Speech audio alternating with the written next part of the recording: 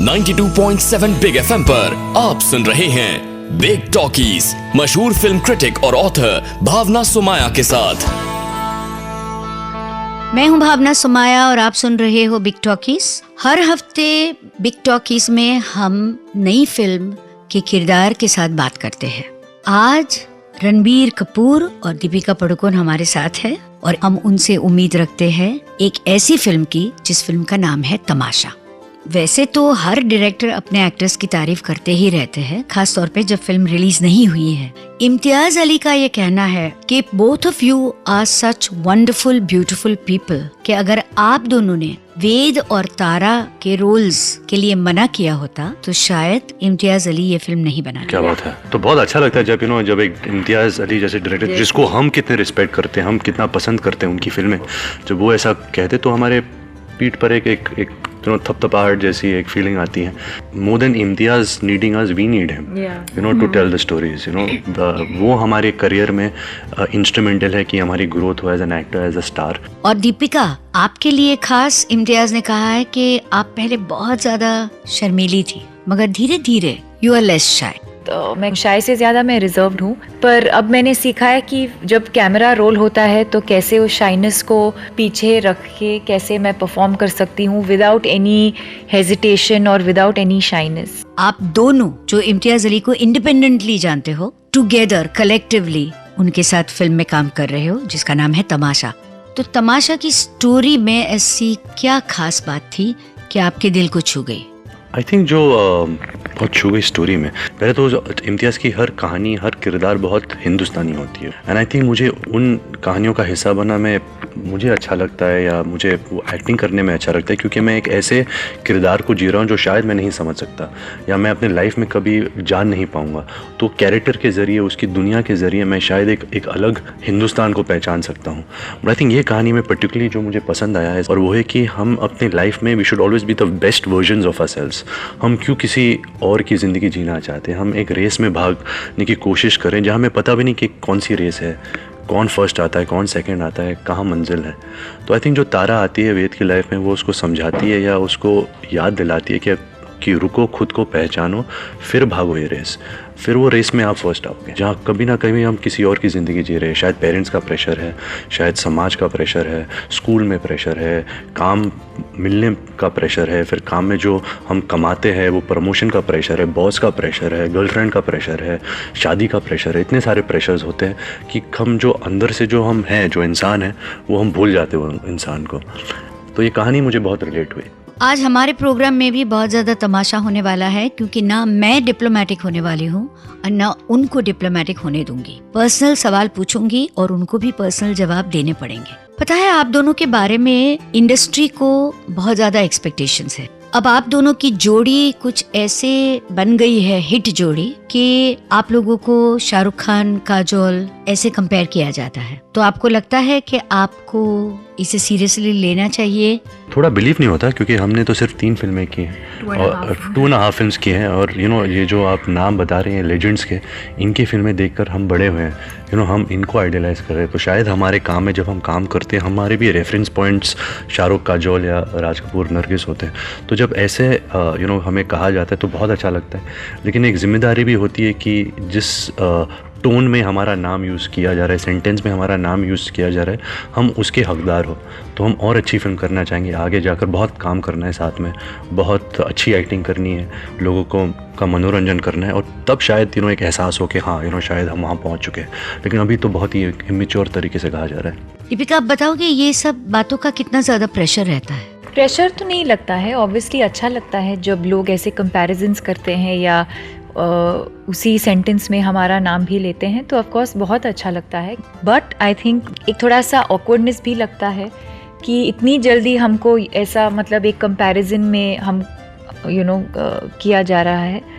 और हम यही कोशिश करेंगे कि आगे जाके भी हम लोगों को एंटरटेन करेंगे, अच्छी फिल्में करेंगे। एंड रणबीर और मैं, I think we as a pair have been offered a lot of films together, पर हमने कॉन्शियसली वही फिल्मों में काम किया है जहां हमको लगता है कि हम कुछ अच्छा एक मैसेज दे सकते हैं, या जहां पर director you know, can do justice to our on-screen chemistry or our on-screen pairing. तो just for the heck of doing a film हम नहीं करेंगे, हम बहुत ही सिलेक्टिव होंगे, क्योंकि पहले भी वैसे ही किया है हमने और आगे जाकर भी हम ऐसे ही काम करेंगे.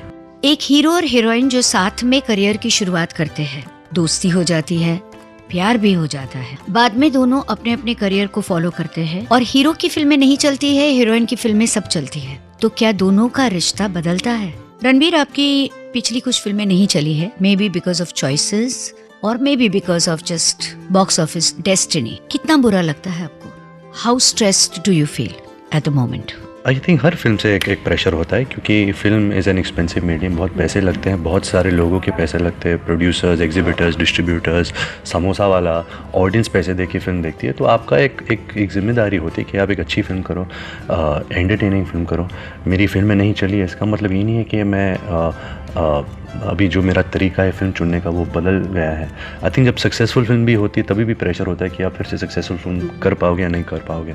मेरी खुश नसीबी है कि मेरे पास इतनी सारे निर्देशकों का एक ट्रस्ट है कि वो अभी भी मुझे फिल्म ऑफर करे, वो मेरे साथ काम करना चाह रहे हैं. दीपिका मेरे साथ काम करना चाह रही है. तो आई थिंक जब तक वो है I will feel successful. I think films fate at the box office doesn't really determine success and failure. Deepika, now an honest question, क्योंकि आपकी सारी फिल्में सुपरहिट रही है, तो एक सेकंड के लिए क्या आपके मन में ये बात आई थी कि रणबीर के साथ इस वक्त काम करना चाहिए या नहीं? ये आई थिंक ये जो एक दो फिल्में नहीं चली, कुछ ज़्यादा ही लोग बोल रहे हैं इनके बारे में. आई थिंक इतना ग्लोरीफाइड नहीं है जितना कि हम पूछते हैं बार बार या जैसे रिपोर्ट किया जा रहा है, इतना बुरा भी नहीं है. बट आई थिंक शायद इससे एक्सपेक्टेशन इतना ज़्यादा है कि एक या दो फिल्में नहीं चली तो लोगों ने इतना मतलब उसको मैग्नीफाई करके लिखा है. पर मेरे हिसाब से और मेरे ख्याल से ये तो बहुत ही एक छोटा सा एक फ़ेज़ है जो हर किसी के ज़िंदगी में होता है, और ये होना बहुत ज़रूरी है. Because then you start valuing जो हमारे पास है या जो था हमारे पास पहले और हमने उस चीज़ को वैल्यू नहीं किया. And yes, may be choice of films, it teaches you so much about your choice of films, किन के साथ आप काम करना चाहते हैं, नहीं करना चाहते हैं, you know what kind of actor you are, आप कैसे किसके साथ काम करना चाहेंगे. एक ऐसा सवाल जो दोनों रणबीर और दीपिका सुनने के लिए तैयार नहीं है, वो चाहते हैं कि लोग उनको ये सवाल ना पूछे और आगे बढ़े. ये कौन सा सवाल है और क्या मुझे भी उनको पूछना चाहिए या नहीं? अच्छा, मैं देख रही हूँ ज्यादातर तो आप दोनों एक दूसरे की आंखों में आंखें डालकर इशारों में बात करते हो. The chemistry is so good कि वर्ड्स की आपको जरूरत नहीं होती. मगर दोनों के साथ मैंने क्योंकि इंटरेक्ट किया है और आप दोनों बहुत कम बोलते हो, सडनली आप दोनों इतनी अच्छी हिंदी कैसे बोलने लगे हो? And so comfortable you seem. मैं एक्चुअली अभी जो हम इंटरव्यूज कर रहे हैं थोड़ा ट्यूशन्स बन चुका है. बट ज़्यादातर इम्तियाज़ हम दोनों को कहते हैं कि you know as Indian actors, as people who want to be big stars in the film industry, जो हमारी जो भाषा है, जो लफ्ज़ों के साथ जो रिश्ता होता है वो हमारा नहीं है. एंड आई थिंक जिस दिन हम वो बनाएंगे, जिस दिन हम और प्रैक्टिस करेंगे और आसानी से हिंदी बोलेंगे, लोगों के साथ हिंदी में इंटरेक्ट करेंगे, तभी जाकर हम दिलीप कुमार या अमिताभ बच्चन या शाहरुख खान या मधुबाला, नूतन नरगिस बन पाएंगे. मैं आपको टेलीविजन पे देखती हूँ, पेपर्स में आपके इंटरव्यूज पढ़ती हूँ. मैं याद कर रही थी कि ये जवानी है दीवानी के टाइम पे the focus was only on the two actors coming together. मगर इस बार ऐसा नहीं है. इस बार फोकस कुछ और है कि रणबीर कपूर और दीपिका पादुकोण, जो अपने आप में मंझे हुए कलाकार है, एक साथ एक रिस्पेक्टेड डायरेक्टर के लिए किस तरह से काम करेंगे. इन्होंने भी बहुत मेहनत की है, मैंने भी किया है. तो सिर्फ रिलेशनशिप को लेकर जब लोग तारीफ़ करते हैं या फिल्म को उस तरह से रेफ़र करते हैं तो बुरा तो नहीं लगता, पर लगता है कि यार वो पर्सनल लाइफ है, ये प्रोफेशनल लाइफ है. पर जैसे आपने कहा, अब जाकर लोग कह रहे हैं कि ये जवानी की जो पेयरिंग थी या ये जवानी में जो दो एक्टर्स ने काम किया, या जैसे आपने कहा भी कि रणबीर और दीपिका साथ आ रहे, तो ये बहुत अच्छी बात है. क्योंकि और एक्चुअली हमें अच्छा लगा है सुन के. Actually the first one who has asked, otherwise everyone is asking कि कैसे लग रहा है कि आप दोनों फिर से एक्सेप्ट नहीं कर पाते कि दो एक्सेस दोस्त बन सकते हैं और इतना अच्छा काम कर सकते हैं साथ में. और दूसरों के साथ होगा नहीं होगा, होता है नहीं होता है, ये हम नहीं जानते. हमारे साथ हुआ एंड आई थिंक हम दोनों बहुत खुश हैं कि हम उस चीज़ को we have managed to move past that and do good work together. और ऑडियंस भी, मैं आपको बता दूं कि आप दोनों को बार बार साथ देखने के लिए आतुर रहेगी। आमतौर पे जब हम फिल्म का पोस्टर देखते हैं तो कुछ न कुछ कहानी हमारे मन में आ जाती है, मगर इम्तियाज अली इकलौते डायरेक्टर है जिनका फिल्म पोस्टर हमको कभी कहानी की ओर नहीं ले जाता। और इस बार जो टैगलाइन है why always the same story, उसने हमें और भी कंफ्यूज कर दिया है। तो वाज दिस डेलिबरेट? बिल्कुल नहीं। जैसे रामायण की कहानी है, हीर रांझा की कहानी है, लैला मजनू की कहानी है या ट्रॉय की कहानी है, सबकी कहानी मिलजुलती है, सबकी कहानी एक ही होती है। प्यार होता है, कोई कॉन्फ्लिक्ट होता है और शायद वो बिछड़ जाता है। तो हम यही बताना चाह रहे हैं कि सब कहानी का एक ही अंत नहीं होता। आप खुद कहानी लिखो, आपकी खुद की कहानी का मजा कुछ और होता है। रणबीर, ऐसे माना जाता है कि the successful love stories are those which are unrequited, यानी जहाँ पे लवर्स आखिर में मिलते नहीं है, जैसे लैला मजनू, हीर रांझा, रोमियो जूलियट। मेरा ये मानना नहीं है। आई फील कि if it's a sad ending then it's not the end, you know, there is lots of more experiences to come. तो मुझे सैड लव स्टोरीज पसंद नहीं है, मुझे हैप्पी लव स्टोरीज पसंद है जिसके एंड में आपको एक अच्छा फीलिंग हो, you go leave the theatre with a smile on your face and a tear in your eye. आपको कोई कहानी छू जाती है तो अच्छा लगता है, और तमाशा वैसी ही कहानी है। दीपिका, आप बताओ, because you can be very analytical when you want to, कि तमाशा देखने के बाद ऑडियंस क्या मैसेज लेकर जाएगी या क्या इमोशन लेकर घर जाएगी? ऑडियंस आई थिंक यही कि जो हम फिल्म से कहना चाहते हैं कि आप वही बनो ज़िंदगी में जो आप बनना चाहते हैं। दूसरों के लिए ज़िंदगी मत जीना, आप वैसे ही जीना जैसे आप चाहते हैं। और कहानी जो है, जैसे मैंने कहा, बहुत ही रिलेटेबल है। ये एक एंटरटेनिंग लव स्टोरी है जो एंड में आपको एक बहुत अच्छा सा फीलिंग महसूस होगा एंड में। रणबीर और दीपिका के साथ बात करना मुझे बहुत अच्छा लगा, और भले ही हम सब इस वक्त तमाशा है, तमाशा कर रहे हैं, ऐसे सब कहे, मगर इम्तियाज अली में मुझे पूरा विश्वास है कि तमाशा जैसे टाइटल की फिल्म में भी वो बहुत बड़ी और गहरी बात कहेंगे। अगले हफ्ते फिर मिलूंगी एक और नई कहानी और कुछ नई किरदार को लेकर। तब तक के लिए सुनते रहिए 92.7 बिग FM। 92.7 बिग FM पर आप सुन रहे हैं बिग टॉकीज, मशहूर फिल्म क्रिटिक और ऑथर भावना सुमाया के साथ।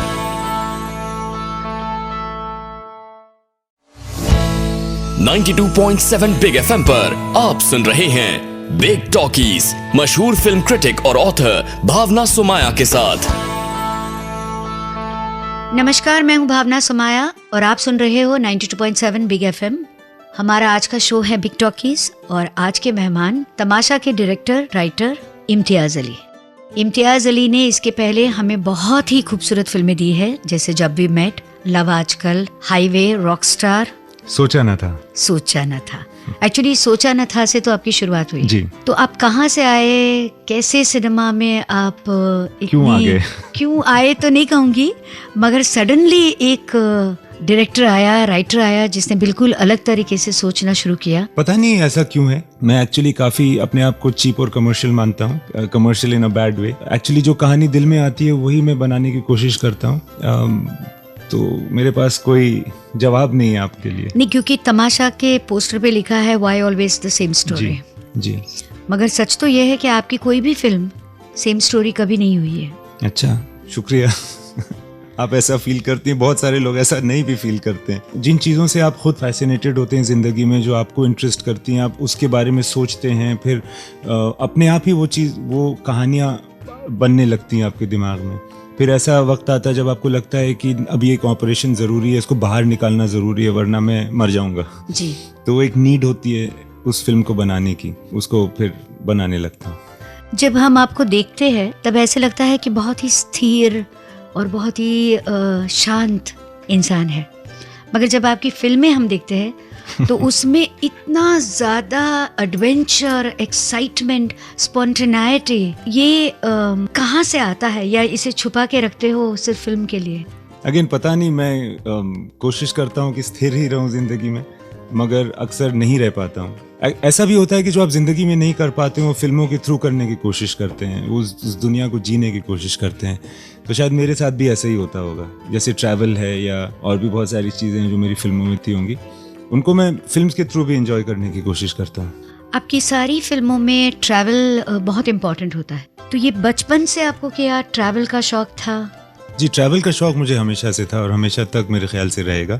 मैं कोशिश करता हूँ ज़्यादा से ज़्यादा ट्रैवल करूँ, और मुझे लगता है जब आप ट्रैवल कर रहे होते हैं तो एक अफोर्डेबल फेबल आपको मिलता है, यानी कि आपके एक एक्सेप्शनल वक्त होता है, एंटरटेनिंग वक्त होता है, और ऐसा वक्त होता है जहाँ आप नए लोगों से मिलते हैं जो आपको नहीं जानते, तो आप कोई भी हो सकते हो, कुछ भी कर सकते हो और अपने आप को किसी भी नाम से इंट्रोड्यूस कर सकते हो। ये चीज़ मैं करता था, ट्रेन में ट्रैवल करता था तो लोग पूछते थे कौन हो, क्या करते हो, तो मैं कुछ भी कह देता था कि मैं एक्चुअली स्पाई हूँ और मैं यहाँ आया हूँ, आप किसी को बोलिएगा मत, एक्चुअली आप वो देख रहे हैं वो काले लिबास में जो औरत है वो मेरी एजेंट है और मैं ऐसे फलाना कुछ भी। So it was just fun and interesting and you could be different people while in a journey. ये सारी बातें जो आप अभी बता रहे हो वो सारी बातें तमाशा में नजर आती है। जी, एक्चुअली तमाशा को डिस्क्राइब करना बहुत मुश्किल है। बहुत सुस्ती वाला आंसर ये होगा कि ये लव स्टोरी है। ओके। ये लव स्टोरी के अलावा भी बहुत कुछ है। ऐसी कहानी आप लिखते कैसे हो? कहाँ से आपको ये आइडिया आता है? कितना समय लगता है? किस किस लोगों से आप बात करते हो? ये जो कहानी है मेरे ख्याल से ये बहुत पुराना थॉट है मेरा।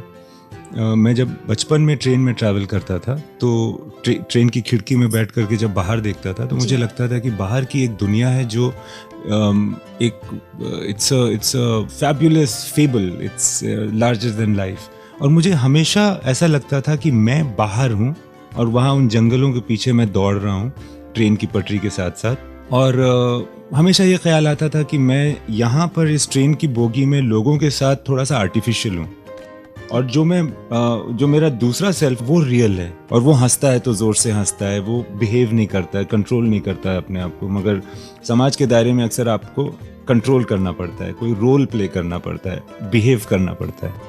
सो ये ख्याल मुझे हमेशा से मेरे दिल में, मुझे ये नहीं पता था कि इसके बारे में कभी मैं फिल्म बनाऊंगा।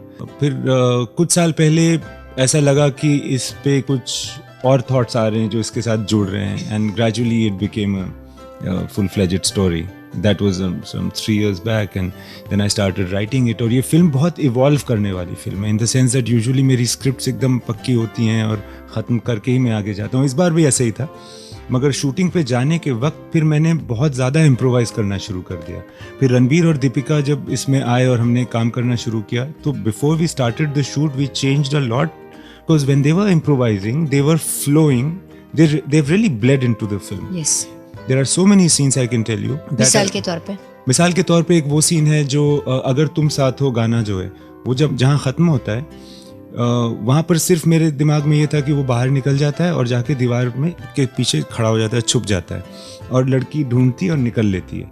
उसके बाद इन लोगों ने इम्प्रोवाइज़ किया वो सीन मेरे ऑफिस में, तो ये दोनों थे, एंड फिर गाना जहाँ ख़त्म होने वाला था तो ये छुपा हुआ था, फिर वो आती है, फिर वो उसको देख लेती है, फिर वो बैठ जाती है वहीं पर। Beautiful.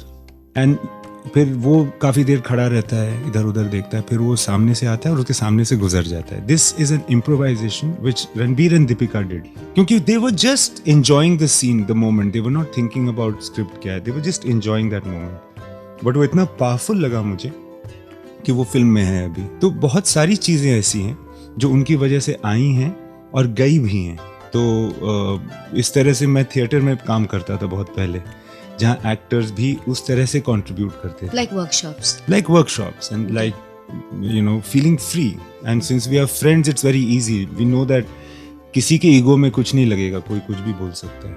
You have done 2 films with Deepika and 2 films with Ranbir. अगर मैं आपसे पूछूं कि रणबीर का what are the plus as an actor? I feel about Ranbir that he is a material of an actor that I have not seen in my life. I have spent the large part of my life in performing arts, in theatre, in television, and now in films. I have never seen an actor who is made of that finest material. I can't really explain that because I can't understand it, and I don't think he understands it either. He doesn't seem to be in that race where other actors are. कोई craft या process नहीं है, और craft और process का नहीं होना acting के लिए सबसे खूबसूरत चीज़ हो सकती है जी। तो ये उस तरह का एक्टर है, वो एकदम पानी की तरह है, आपको लगता ही नहीं है। रॉकस्टार में मुझे समझ में नहीं आ रहा था कि ये जो कर रहा है, मुझे लग रहा था हाँ ठीक है, इट्स फिटिंग इन, ठीक कर रहा है, मतलब आई हैव नथिंग टू से कि ये जो कर रहा है। फिल्म रिलीज़ हो गई, उसके बाद मैंने कहीं बाद में रहमान सर का एक शो था जिसमें वो गाना गा रहे थे एंड सडनली बड़े पर्दे पर प्रोजेक्ट होता है साडा हक. देन आई रियलाइज्ड कि क्या है यार ये आदमी, Ranbir Kapoor. He is just that guy, he is Jordan. So Deepika के बारे में ये है कि उसका इमोशनल कोशेंट बहुत बहुत ज्यादा है. उसकी शक्ल में नजर आती है वो चीज, उसकी आंखों में वो चीज नजर आती है. तो जब मैंने पहली बार भी उसको देखा था, उसने कोई फिल्म नहीं की थी उस वक्त, but I was so eager to work with her as though I was not like looking forward to work with anybody. So I think उसका सबसे बड़ा एडवांटेज यही है, the way she can feel things. उसमें तो एक तो shy बहुत है, so that shyness used to interfere with her performance.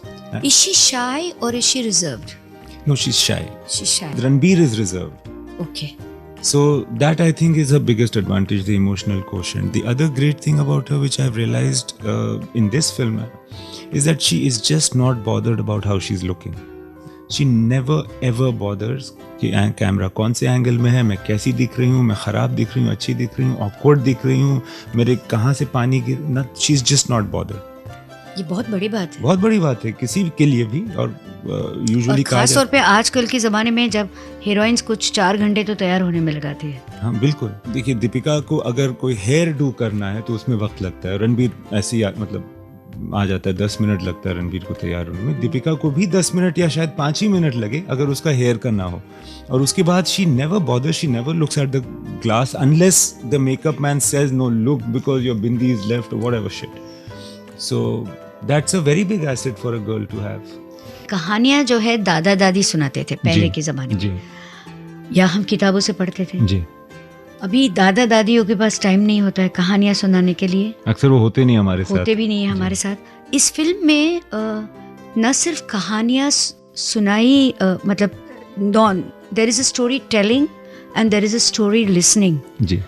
The listening is also an art because जी हाँ. that is making your imagination so fertile, and the child is so beautifully cast. He ji. looks really like little Ranbir Kapoor. Ji. Yash Yeah. उस लड़के का नाम है. उसने बहुत अच्छा किया है. कुछ उसके सीन्स है जो मैंने बाद में एडिट कर दिए थे, जी. बट उम्मीद है कि वो उसकी ना कम से कम शॉर्ट फिल्म्स बना करके मैं YouTube में डाल दूंगी. यूट्यूब में या ऐसे कुछ करूँगा. बट कहानी का ऐसा है कि आपने किस्सा गोई या दास्तान गोई के बारे में सुना होगा. बहुत ज़माने पहले पेशावर में जो मार्केट प्लेस में कुछ ऐसी भी दुकानें होती थी जहाँ कहानी या कहने वाले लोग बैठा करते थे. अच्छा. और आप जब उनको पैसे देते थे तो वो घंटे के हिसाब से, वक्त के हिसाब से पैसे लेकर के आपको कहानी सुनाते थे. वो कहानी कहीं भी चलती थी, किसी भी मोड़ में चली जाती थी. एंड ये प्रोफेशनल्स होते थे. ये अक्सर हमें ट्रेन में भी मिल जाया करते थे एक ज़माने में कि एक 2-3 घंटा एक सुना रहा है तो दूसरा घूम के आ रहा है बीड़ी पीता हुआ, फिर वो आकर के सुनाता है. ये प्रोफेशनल स्टोरी टेलर्स होते थे. पेशावर में पाए गए थे बहुत दिन पहले. उसके बाद फिर इन्होंने एक मूवमेंट स्टार्ट की थी. Over generations they came down through Lahore into Lucknow and all of that. तो वहाँ से मुझे ये आइडिया मुझे बहुत अच्छा लगता था कि एक दुकान है, वहाँ पैसे दोगे वो आदमी आपको कहानी सुनाएगा. It's entertainment. जैसे हम फिल्म देखते हैं, उस वक्त फिल्म्स नहीं हुआ करती थी. तो यहाँ से मैंने ये वाला आइडिया सोचा था कि ये कोई टूटा हुआ किस्सा गो है जो यहाँ आ गया, अभी शिमले में रहता है और इस तरह से पैसे लेके कहानियाँ सुनाता है. और मुझे ऐसा भी लगता है कि जो कहानियों के कैरेक्टर्स होते हैं जो हमारे साथ बचपन से रहते हैं, वो हमें उसी तरह से गाइड करते हैं जिस तरह से हमारे रिश्तेदार या दोस्त हमें गाइड करते हैं या इन्फ्लुएंस करते हैं. मेरी ज़िंदगी में भी जैसे भगवान राम और सीता और ये जो थे, I have been guided by them कि वो भगवान राम ऐसा करते हैं, हनुमान ये करता है, या लैला ऐसे करती है. सो they have made a lot of contribution to me, these stories, and I think they do to all people. जैसे फिल्मों के कैरेक्टर्स होते हैं, गब्बर सिंह होता है. So I think it's also a homage to those stories and those characters that guide us in our lives. Film industry में ऐसा माना जाता है कि ए.आर. रहमान के साथ काम करना इतना आसान नहीं है. आप हमें बताइए इम्तियाज अली कि आपका रहमान के साथ काम करने का अनुभव कैसा रहा? एक तो रहमान सर का ना कोई प्रोसेस नहीं है. It's very actually it makes you nervous sometimes because he seems to be doing nothing. There is a small scratch that he will give, it's a very long one. He will say why don't you edit it and tell me what you like, इस तरह से. So then I am doing it ऐसा लगता है वो कुछ कर ही नहीं रहे। तो आपको अक्सर, मुझे रॉकस्टार में पहले लगता था कि यार ये कुछ कर भी रहे हैं, ये यार रहमान है यार, कुछ करता दिख नहीं रहा है मुझे। फिर धीरे से कुछ एक चीज हो जाएगी, फिर दूसरी चीज हो जाएगी, gradually forms. The other thing about that man is that he never says no. Whatever I say he says okay that's what will do. So मुझे ही घबराहट होती है कि यार अगर मैं कुछ गलत बोल दूं तो ये तो गलत रास्ते में चले जाएंगे, और मुझे तो क्या पता म्यूजिक क्या होती है। नहीं पता तो है। नहीं एक्चुअली क्या पता है यार, वो कुछ भी नहीं पता है actually. If you compare me to Rahman और प्रीतम और anybody, I don't know anything, but he is a very open minded guy. He has no process. उनको बीट आप ब्रेक कर दो, लिरिक्स मीटर से ज्यादा हो कम हो कोई फर्क नहीं पड़ता है। He will pay respect to anything which is good and pure. So oftentimes in his songs you will see that the beat is changing, the rhythm is changing, because if it is written like that, that's how it is. He is brought himself to a point, or maybe it is just his genius, that he can just come like water around that thought really. And one thing, he changes everything ultimately, but he'll never change the soul of that song. He'll never change the main spirit of the song. What you have told him right in the beginning, He you will remembers. hear it exactly that at the end. It is remarkable. Beach mein, and he goes through all kinds of phases. He experiments a lot. Sometimes what he's saying sounds silly, you know, but he's not scared of that. But somewhere in there, he creates the difference. और इरशाद कामली का भी बहुत अच्छा काम है। जी। और आपके मुझे अट्रैक्टिव जो लगता है फिल्म में वो ये है कि द जक्स्टापोजिशनिंग ऑफ द सॉन्ग्स। जी। वो जो एयरपोर्ट पे भी गाना है, हीर तो बड़ी सैड। तो ये एक पागलपन है और उस पागलपन में एक मेथड है, और उसके बीच में ये एक कहानी और बहुत सारा इमेजिनेशन चल रहा है। तो एक बारात है जज्बातों की, और आपको उसमें से चुनना है और चलना है। जी। चलो, बहुत मुबारक हो आपको बहुत आपकी शुक्रिया। फिल्म के लिए। बहुत शुक्रिया। और आप और ट्रैवल करो और नए किरदारों को हमें मिलाओ। Thank you so much. And I enjoyed myself talking to you. So did I. Thanks Thank a you. lot. अगले हफ्ते फिर मिलूंगी, तब तक के लिए सुनते रहिए 92.7 बिग FM। 92.7 बिग एफएम पर आप सुन रहे हैं बिग टॉकीज, मशहूर फिल्म क्रिटिक और ऑथर भावना सुमाया के साथ।